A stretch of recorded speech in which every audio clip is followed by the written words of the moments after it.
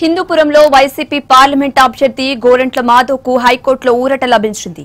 Administration tribunal ఇచ్చిన తీర్పును high court సమర్థించింది. AP ప్రభుత్వం వేసిన స్టే పిటిషన్ను కోర్టు తోసిపుచ్చింది. గోరంట్ల మాధవ్ నామినేషన్ వేసుకోవచ్చని హైకోర్టు స్పష్టం చేసింది. దీనిపై మరింత సమాచారాన్ని మా ప్రతినిధి రామాంజనేయులు అడిగి తెలుసుకుందాం. రామాంజనేయులు, చెప్పండి, మరి గోరంట్ల మాధవ్ అభ్యర్థికి సంబంధించి మీ దగ్గర ఉన్న పూర్తి వివరాలేంటి?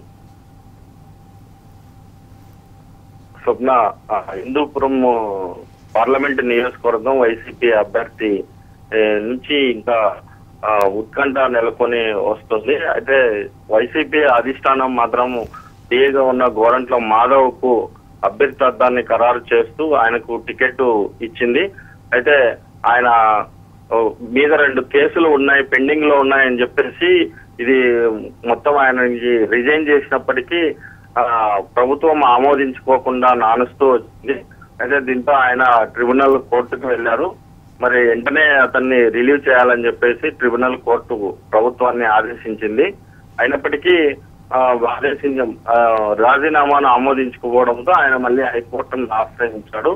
దీంతో హైకోర్టు కూడా ఇవాళ గోరంట్ల మాధవ్ కు ఊరట లభిస్తూ తీర్పు ఇచ్చింది. ప్రభుత్వం వేసినటువంటి రిపిటిషన్ ను కొట్టివేసింది.